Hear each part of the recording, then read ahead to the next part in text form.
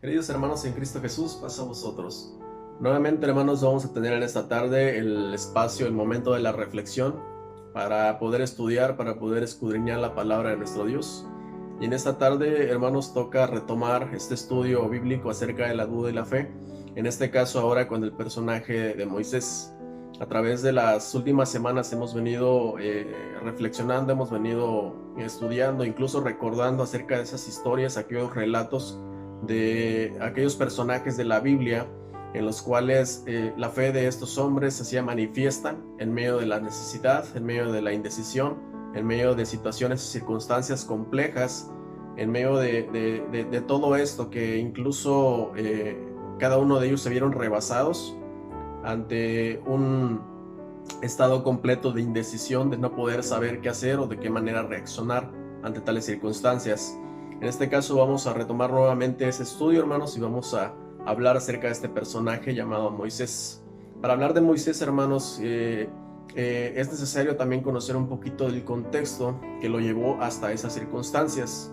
Es necesario también saber en qué momento él fue introducido en la historia, cuáles fueron sus comienzos y cómo se fue generando toda esta situación hasta llegar a ese momento en el cual él se vio tentado, se vio confrontado, se vio incluso incapacitado en ciertas ocasiones de acuerdo al llamamiento que tuvo de parte de Dios.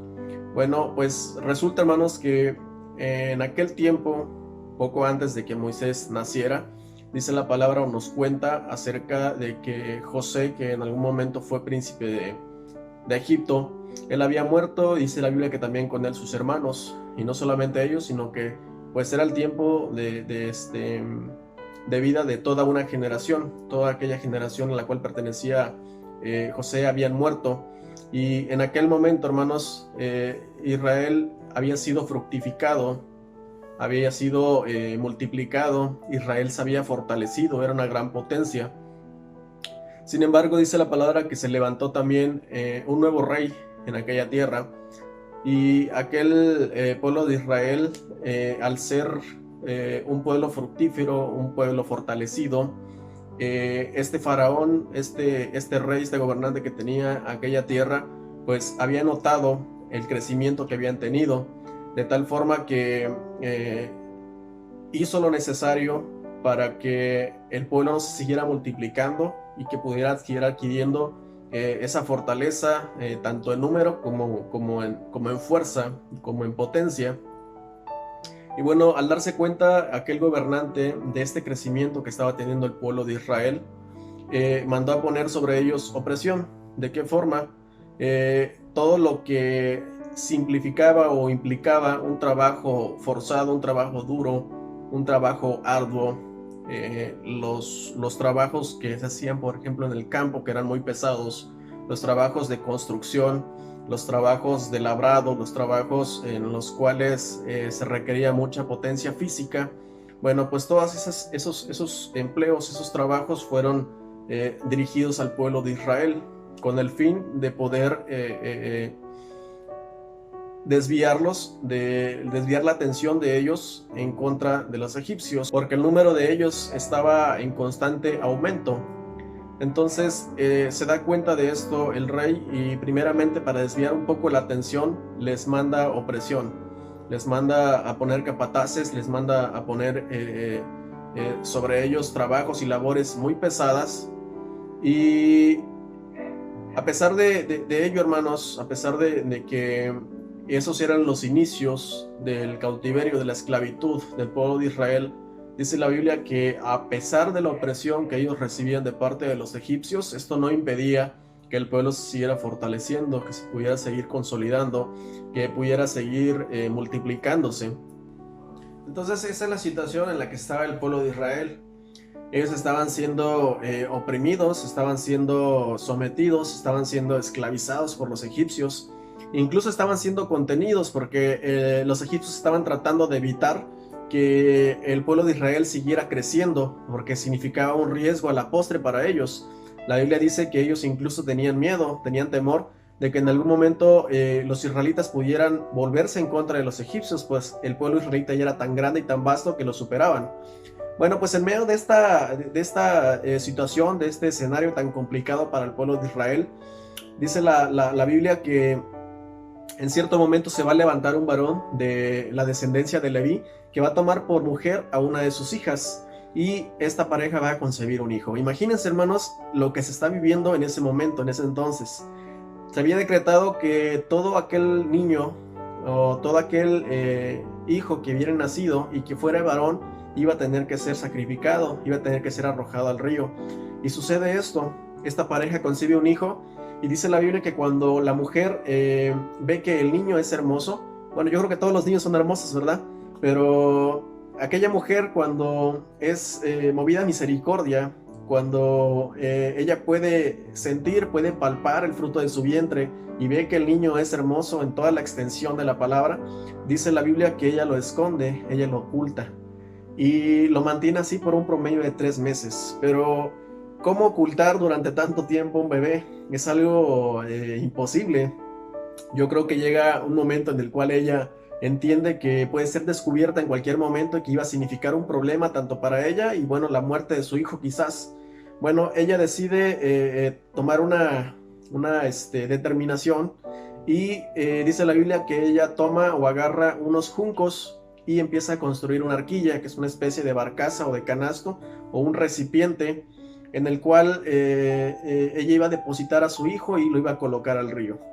Bueno, lo hizo de esta forma y una vez que lo puso en el río, estando cerca de la orilla, dice la palabra de Dios que la hija del faraón en ese momento desciende a lavarse o a bañarse en la ribera del río y al ver aquel canasto, aquel recipiente, aquel contenedor, manda a una de sus criadas para que tome aquel contenedor y lo pueda llevar hasta ella. Cuando la hija del faraón abre el recipiente, se da cuenta que dentro de ese recipiente pues está un bebé. Y bueno, el niño estaba llorando en ese momento y la palabra de Dios dice que la mujer, en este caso la hija del faraón, tuvo compasión del niño al verle llorando y lo tomó para sí. Sucedió que al paso de un tiempo, Moisés pues ya ha crecido, Moisés ya ha adquirido cierta madurez en su vida y bueno, él empieza a darse cuenta de lo que está aconteciendo con su pueblo, lo que le está pasando a sus hermanos que están siendo sometidos a esclavitud, que están siendo oprimidos y en cierta forma él, o en cierto momento él se encuentra a un egipcio que está maltratando a uno de sus hermanos hebreos. Dice la Biblia que él espera el momento en el cual nadie lo está observando y él va a atentar contra la vida de aquel egipcio y lo mata.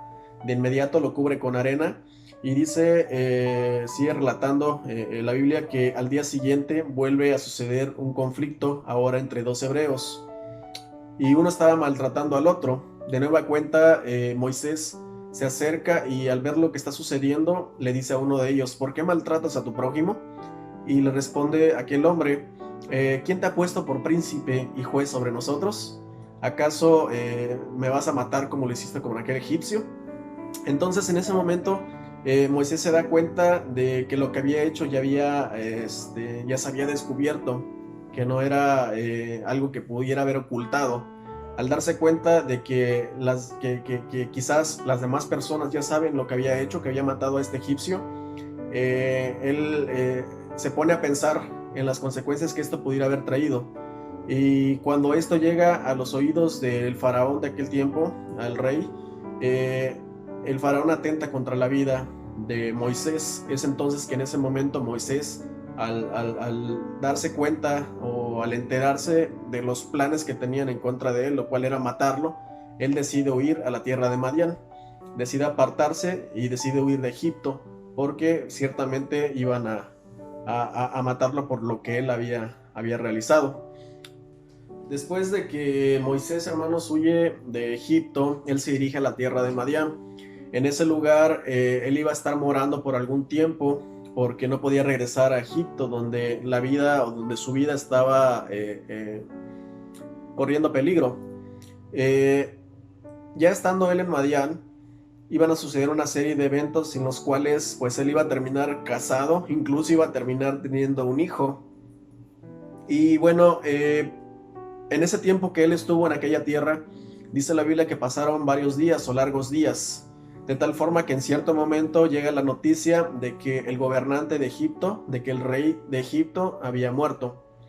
Inmediatamente después de que esto ocurre, el pueblo de Dios empieza a clamar con gran fuerza, empieza a elevar sus ruegos hacia Dios a causa de la servidumbre que estaban desarrollando en favor de los egipcios.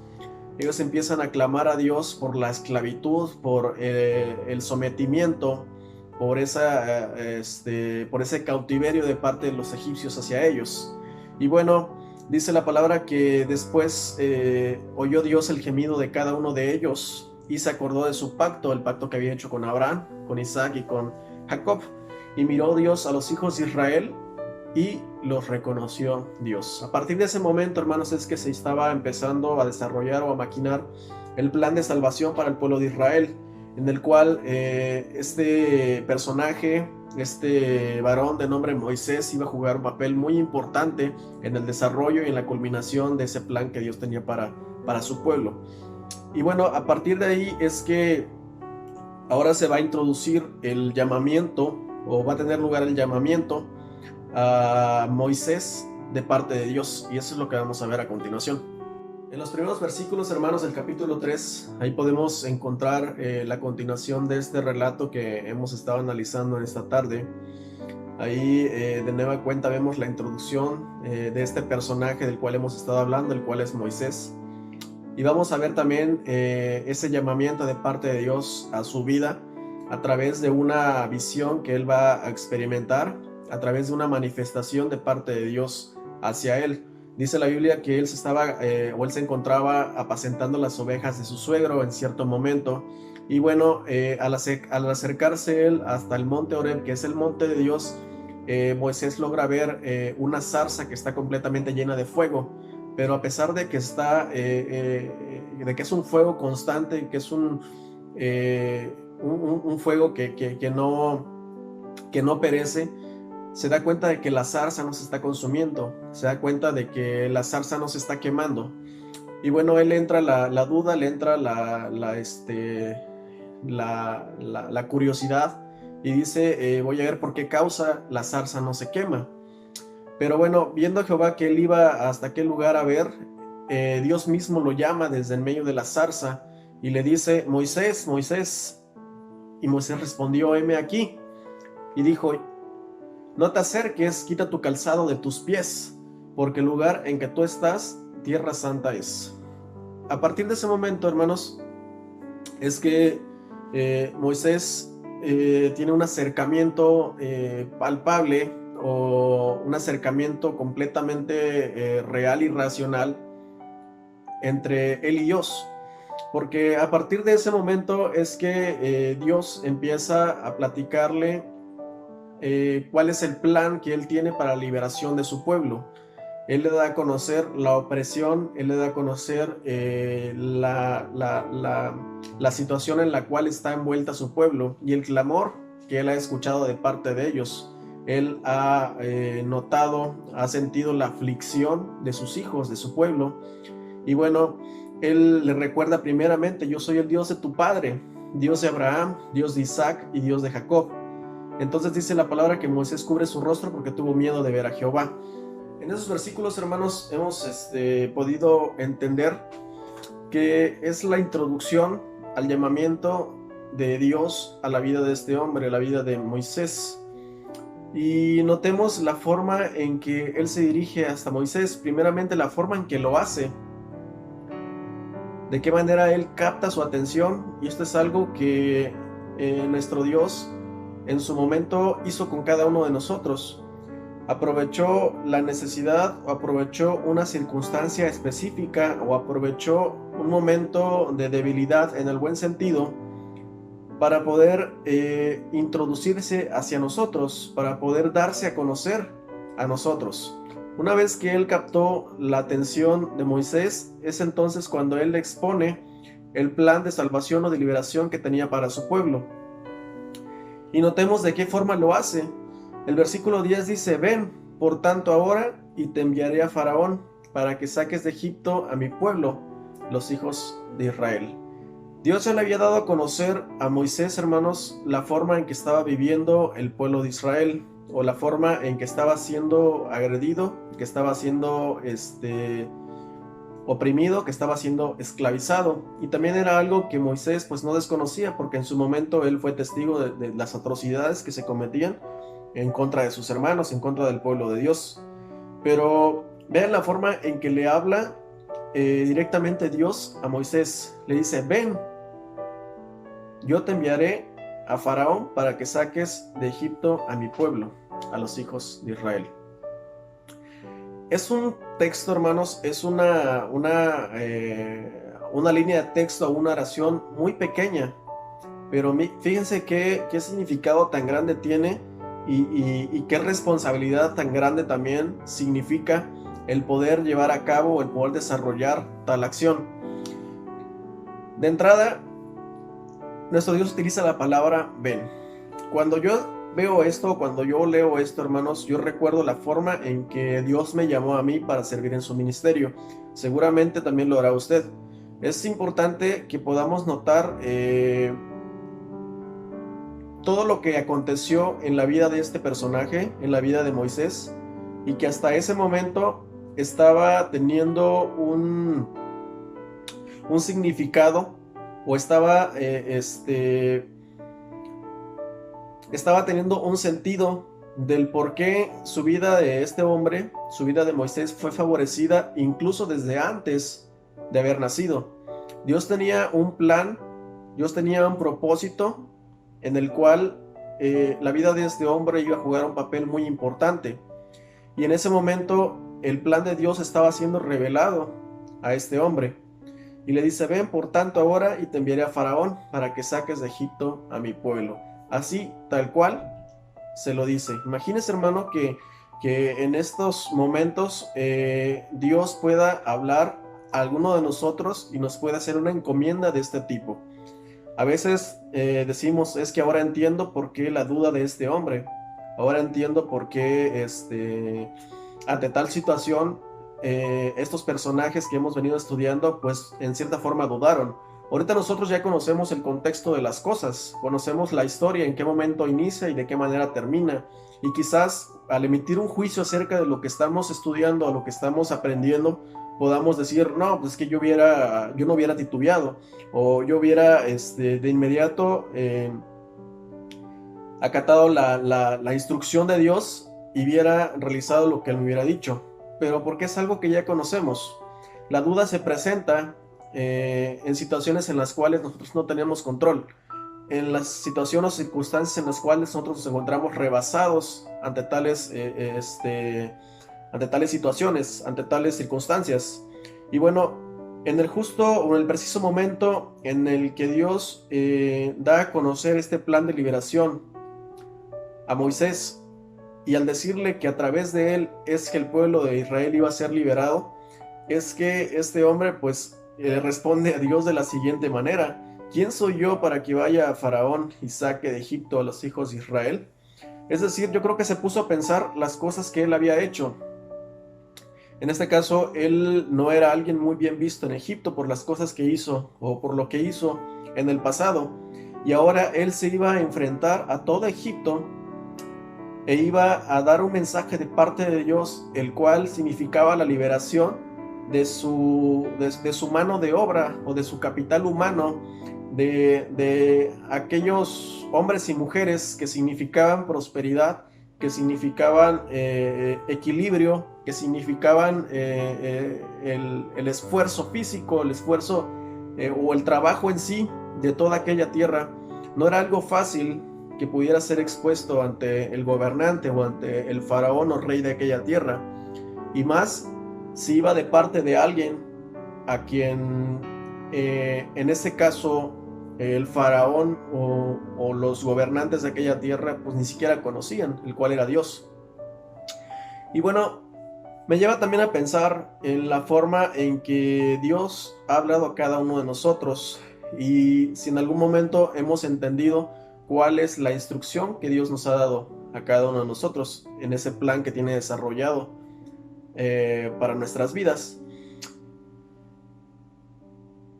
Cada una de las palabras, hermanos, que se encuentran contenidas en los versos que acabamos de leer, siempre como que tienen no doble significado, sino que se puede encontrar demasiado contenido, se puede encontrar demasiada enseñanza a partir de ello. Cuando Dios le dice a este hombre, ven, o sea, me hace recordar de qué forma Él me llamó y también la forma o la respuesta que yo tuve ante tal situación. Creo que en algún momento se los platiqué, ahorita por cuestión de tiempo pues no lo voy a hacer, pero el llamado de Dios a mi vida, hermanos, pues fue a una edad muy temprana y digamos que como tal no pude ejecutar o no pude desarrollar una respuesta positiva hacia ese llamado. En realidad yo acaté el llamado muchos años después. No sé cómo haya sido en su caso, pero nos hace pensar que la situación en la cual el Señor habló a nuestra vida fue diferente para cada uno de nosotros. Hay quienes, Dios nos tomó desde lo más bajo quizás, hay quienes Dios nos tomó de un lugar quizás no tan bajo y un poquito más hacia arriba. Lo cierto de todo ello es que Dios, hermanos, siempre nos contempla, siempre nos hace parte de sus planes. Y todos los planes de Dios, hermanos, son perfectos. Todos los planes de Dios llevan un propósito, tienen un propósito específico, lo cual significa crecimiento, lo cual significa bienestar, lo cual significa bendición para cada uno de nosotros. Dice la Biblia que los planes de Dios para nosotros son pensamientos de bien. Entonces, si analizamos línea por línea lo que acabamos de leer en estos versos, hermanos, nos damos cuenta que la duda o la indecisión sí se presenta muchas veces en nuestra vida cotidiana. A pesar de que las interrogantes que vienen a nuestra vida a veces son preguntas o son dudas de rutina, a veces nos mueven en el sentido de que nuestra fe no está del todo afianzada en el camino de Dios. Y cuando nosotros titubeamos o cuando nosotros nos encontramos incapaces de poder reaccionar ante tal situación, lo único que nos queda es poder hacer o echar mano de la fe en este caso. La enseñanza, hermanos, de la palabra de Dios en nuestras vidas es muy amplia, es muy vasta. Hay tanto contenido provechoso para nuestra vida a partir de la palabra de Dios. Simplemente dice la palabra que tenemos que escudriñarla. De lo que he podido comprender a partir de estos versículos que hemos leído, hermanos, es que no está tan alejado del propósito o del plan que tiene Dios para el mundo hoy en día. En ese momento se dirigió a Moisés y le dijo: ven, te enviaré a Faraón para que saques de Egipto a mi pueblo, para que los liberes de la esclavitud. El Señor, nuestro Dios, hermanos, cuando habló a nuestro corazón, cuando habló a nuestra vida, lo hizo con la misma intención. Nos hizo un llamado y nos dijo: ven. Nos apartó del pecado, nos apartó de la inmundicia, nos dio un nuevo corazón, puso en nosotros nuevas vestiduras. Y bueno, hermanos, usted sabe precisamente desde dónde el Señor lo ha tomado. Siempre lo comentamos en muchas ocasiones. Hay quienes nos ha tomado quizás desde el suelo, hay quien nos ha tomado de más arriba y hay que quizás a quien nos haya nada más transformado o hecho nuevas criaturas. Pero el plan de Dios para nosotros, hermanos, es perfecto. El plan de Dios y el propósito de Dios en la vida de cada uno de nosotros es perfecto. Simplemente dejemos dejar que Él nos forme, que Él nos moldee, que Él pueda poner sus manos sobre nosotros y que Él pueda hacer su voluntad en nuestras vidas, como lo hizo con la vida de este hombre, el cual es verdad. Experimentó un momento de prueba, experimentó un momento de duda, y no solamente en esta ocasión que acabamos de leer, hermanos, sino en muchas otras ocasiones.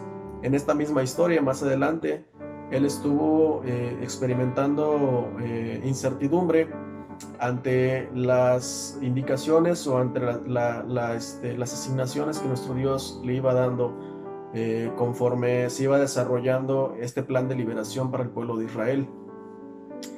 Una similitud que yo encuentro, hermanos, o que quizás nosotros podamos entender acerca de lo que le sucedió a este hombre, poniéndolo en contexto con lo que estamos viviendo en los tiempos actuales, es eso, que el Señor de igual forma nos dice: ven, yo te enviaré, le dijo a Moisés. El Señor en esta tarde, nuestro Dios nos está diciendo en esta tarde: yo te enviaré. Recuerden lo que dice la palabra de Dios: por tanto, id y haced discípulos a las naciones. El Señor nos ha enviado, el Señor nos ha encomendado una tarea, el Señor nos ha encomendado una diligencia, y nosotros tenemos que acatar esa orden de la mejor forma, porque no es que sea un trabajo, es desarrollar un plan de salvación a través de Dios, en el cual nosotros mismos nos vemos beneficiados, y que quizás ya fuimos beneficiados porque a nosotros es quien habló en primera instancia. En cierta forma, nosotros ya hemos acatado el llamado, y ahora nosotros tenemos que tratar de impulsar, tratar de ir hacia adelante, tratar de ser ese medio que el Señor utiliza para que más gente, para que más almas puedan conocerle. Por tanto, el Señor nos dice: ven, que yo te enviaré para que saques de Egipto a mi pueblo. Digamos que Egipto, hermanos, es el mundo. Podemos asimilarlo de esa forma. Digamos que Egipto, hermanos, es el pecado. Tenemos que liberar a través de Dios, hermanos, o Dios a través de nosotros, al mundo de la esclavitud del pecado. Este es uno de los planes más grandes que tiene Dios para nosotros: el que podamos compartir la palabra, el que podamos compartir su evangelio, el que podamos estar dispuestos a que el Señor pueda moldear nuestra vida y que con ello pueda ejecutar su plan de salvación para otras almas. ¿De qué manera las personas van a ver a Dios, hermanos, a través de nosotros, si nosotros no estamos llevando una vida conforme al corazón de Dios? ¿De qué manera van a llevar ellos o van a creer en Dios si nosotros estamos llevando una vida que no honra, una vida que no glorifica, una vida que no adora, una vida que no sirve a nuestro Dios? No es posible que esto suceda. Es por ello que el llamado de Dios hacia nosotros debe ser acatado. El llamado de Dios a nosotros debe ser diligente. El llamado de Dios a nosotros, hermanos, debe ser con el fin de que las personas puedan conocer a Dios, no que las personas nos conozcan a nosotros. Ya lo hemos comentado en otras situaciones. El darnos a conocer a nosotros es dar lugar a que en algún momento las personas se vayan a defraudar, porque nosotros como seres humanos somos imperfectos, pero Dios, hermanos, Dios no se equivoca. Por lo tanto, si nosotros damos a conocer del amor de Dios a las personas se van a aferrar a Dios, porque el amor de Dios, hermanos, no termina. El amor de Dios, hermanos, es el que todo lo puede, es el que todo lo soporta. El amor de nosotros quizás, hermanos, se pueda consumir, se pueda acabar, pero el amor de Dios es eternal. Por lo tanto, al que debemos de dar a conocer es a nuestro Dios. Así que, como dice el canto, no hay descanso hasta el llegar. Dios les bendiga.